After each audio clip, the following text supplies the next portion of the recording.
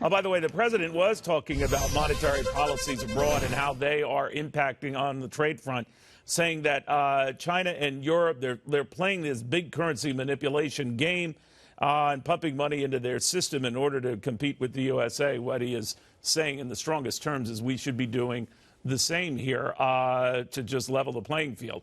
Of course, that would be up to the Federal Reserve there, and so far, no indications as to whether the Federal Reserve is going to act immediately to cut rates. The expectation is, especially given some of the data we had today, it will likely happen later this month. But let's get the read from market watchers Jared Levy and Veronique Rugy. Veronique, let me get your take on that there might have been some doubts back and forth as to whether July was the time for a rate cut.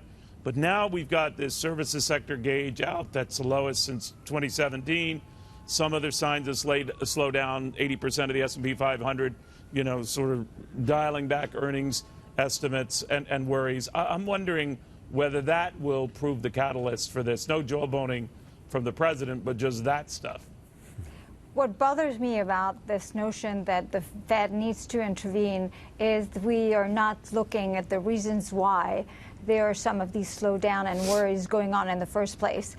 I mean, as we've been talking about for a long time, the worries over trade and having a trade deal made sooner than later has actually been feeding a ton of uncertainty and a tons of worry. When you've had the Dow Commerce trending down for a while, I think it's a little bit better now, and you've had reverse of the yield curve. It's like it's all saying the same thing. Fix the policies, fix the fundamental, and using the Federal Reserve to actually try to inject some sugar into the economy may give us a sugar rush in the short term, but it's not going to address those fundamental questions in the long run. And by the way, I mean, the fact that the European Central Bank is doing it is even less of a good reason to do it, because the Europeans have so many fundamental problems to address before they resort to fake stimulus that certainly not. We shouldn't be taking our cues from them. Yeah, I wondered about that as well, Veronique. But Jared, one of the things that's a bit of a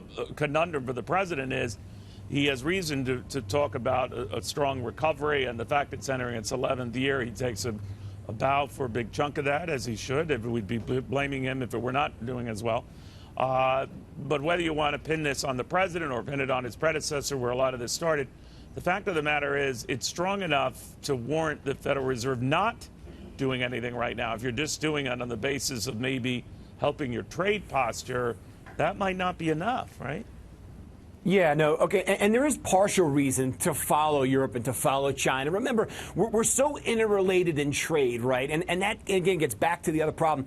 If their currencies become so devalued because of monetary policy and ours are so strong, it creates a problem both in trade and in earnings. So in a way, we're almost forced to sort of not follow their lead, but at least, cheapen our currency, if you will, a little bit, and maybe inject some stimulus to keep this late stage going. And Neil, yeah, I do think that we need more than just a trade deal. We are pretty far along. A lot of these factory numbers, productivity numbers are showing at least slowing. I'm not saying we're headed for recession this year, but you get ahead of the curve, you stimulate now like the rest of the world is doing. Because, listen, I mean, we'd be fools not to follow along, at least partially with China and with Europe, by keeping the market stimulated. And P.S., Jerome Powell's on board with it. He said specifically, we are here to sustain the expansion. And you know what? He changed a 180 when the markets were selling off in December. I mean, it's not like we had recessionary numbers. All of a sudden they need to change things. Their impetus, their push came from the equity markets in a big way, at least in my opinion and a lot of my colleagues. Guys, I want to thank you both very, very much.